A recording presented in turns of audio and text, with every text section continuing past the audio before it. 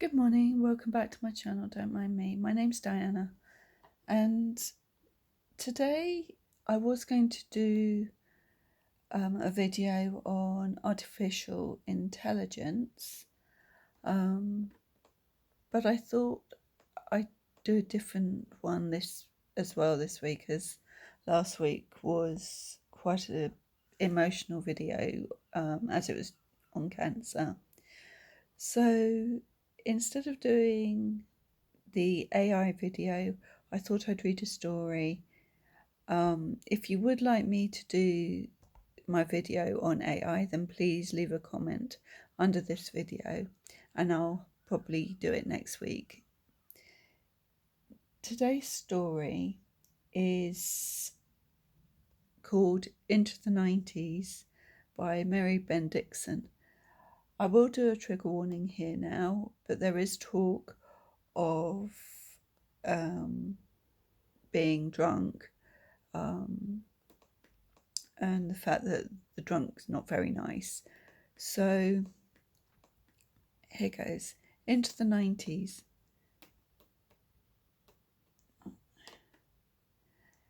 Marie and Gertie grew up within miles of each other, but never knew one another until they were in their teens. Marie was what some may call white trash. Her family was the poorest of the poor, when everybody in their neck of the woods was poor. They had little to no money for common necessities because her father was a drunk. He drank up any income he managed to take in. He was not an ordinary falling down drunken sop, but a mean drunk. Marie and her older brother, Henry, would hide in the woods behind their house until he passed out.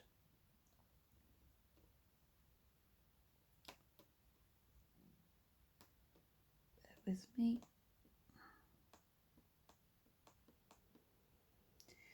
As soon as he was old enough, Henry took a hired hand job on Gertie's dad's farm, staying in the unheated attic he couldn't even stand up in. Gertie's dad was a hard-working, fun-loving, frugal farmer. He was known to load up all the kids of the neighbourhood in his old Model A Ford and take them to dime night at the local theatre. The whole carload got him for a dime. He also installed a wooden floor in his barn to hold hoedowns during threshing parties at harvest time. He invested in the farm, but never the four-room unadorned farmhouse. The front room stayed cold and unused. The family of four slept in one room, and the kitchen held a large milk separator necessary for their dairy produce. Yet, by Marie's standard, Gertie seemed rich. Gertie's dad passed away suddenly at the age of 42 from pneumonia. Even with Henry's help, the farm never again prospered like it once did. Henry was the one that introduced 17-year-old Marie to 14-year-old Gertie, and the rest, as they say, is history. Marie was able to procure a job in a nearby town and had a co-worker that could drive her there. As soon as Gertie was old enough, she started working there too. "Oh, Gertie, I met the dreamiest guy. He wants to take me out. Me!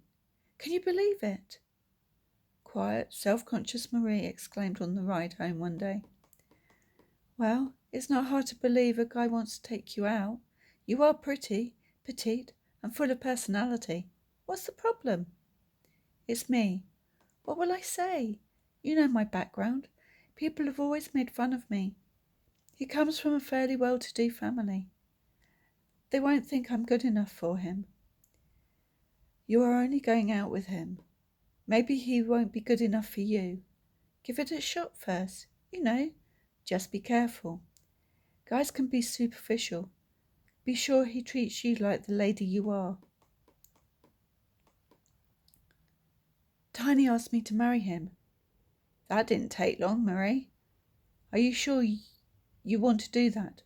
I thought you said he was joining up. He'll be shipped out soon. I'm totally crazy about him. I don't want to lose him. He says I can live with his folks until he gets back from overseas. It'll be fine." "Marie, You seem extra quiet and a little down. Everything okay? Oh, Gertie, everything is fine except I don't think Tiny's mum likes me very much, even though I work like a slave trying to get her to accept me. She is leader of the Ladies' Extension and wins all the home economic events at local fairs. I can't live up to her standards. It's more important what Tiny thinks. What do you hear from him? War is HELL? He can't wait to get home. He thinks I should introduce you to his younger brother, Junior. He is almost as handsome as Tiny. Want to meet him? I don't think so, Marie. I have boyfriends calling all the time. Lance wants to marry me. He won't be going off to war because of some medical condition, and he is already successful. But do you love him? Come on, just think. We'll truly be sisters if you give Junior a chance. The two of you make the best looking couple in the county. I love your fancy wedding gown, the way the veil swirls around your feet. Wish Tiny and I could have had a big affair, but we had to hurry so he could go to war. Junior lied about his age to get in there at the end. But they're both back now, and guess what? We have our family started. This is so wonderful and exciting, Marie. And as soon as our reception is over, it will be back to work. Junior got that trucking contract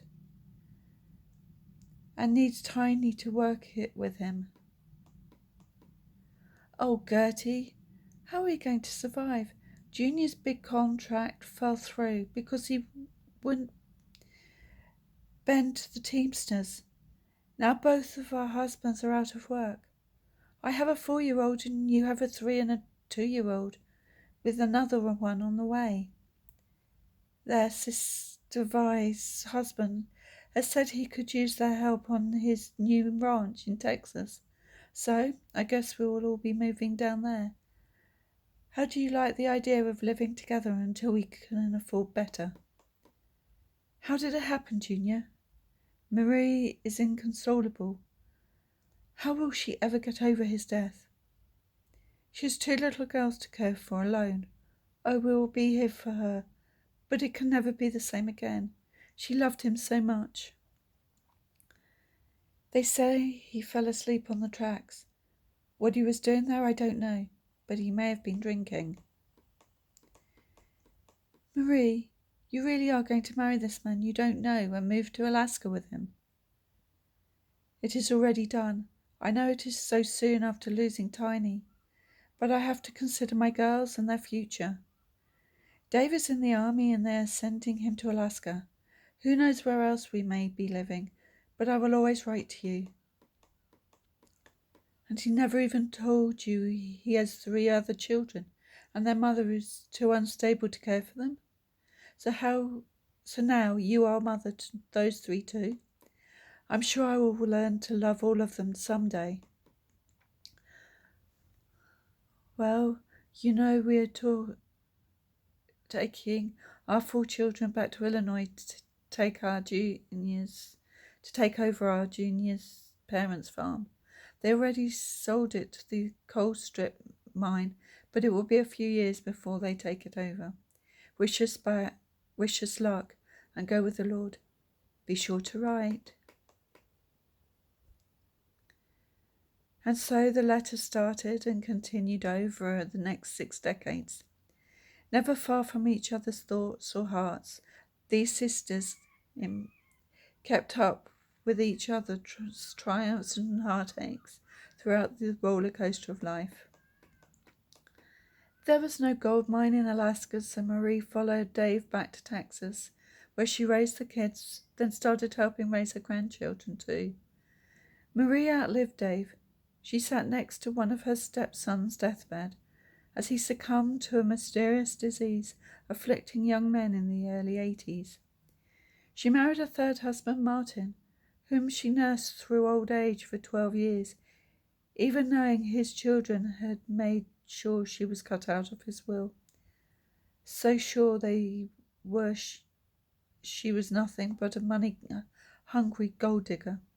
Eventually, she bought a house with her eldest daughter near Austin and helped her grandchildren with their children.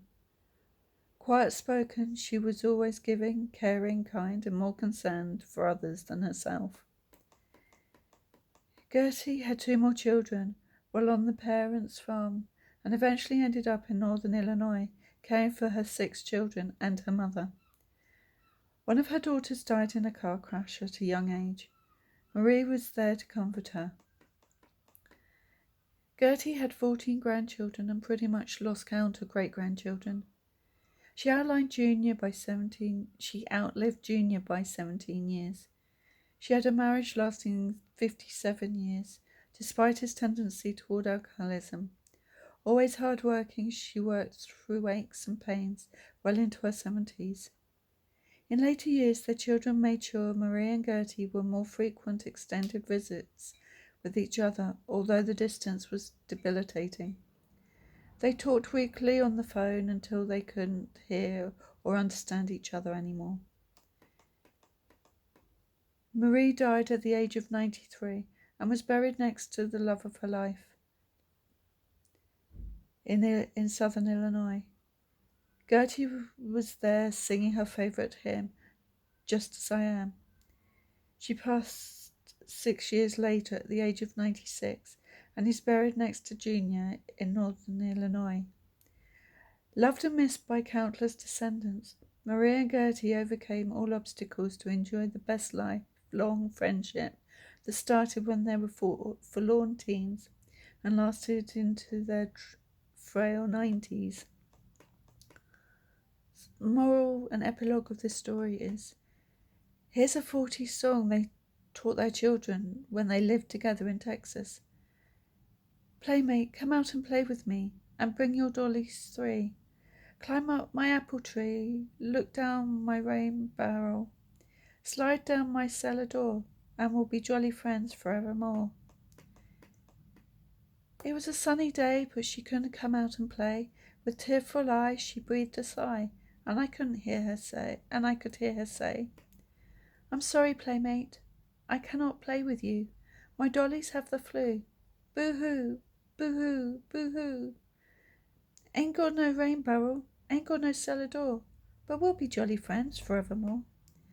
My siblings and I would catch our mother, Gertie, singing this song to herself often in the last year of her life.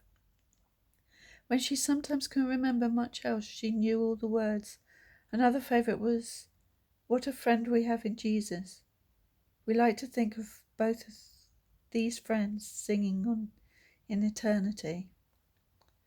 I hope you like that story. I know there was talk of alcoholism and death and poverty, but at the end of the day, it's a story that is and can be still true to life. So I hope you like it. If so, please leave a comment and press the like button, the subscribe button, share if you want to, and press the notification so that you see when I next post. Thanks for watching. Be kind, generous and loving to everyone you meet. Make sure you call your family and speak to them regularly. Life's short, but we need to live life to the full. So, as I say, be kind, generous, and until next week, I love you. Bye.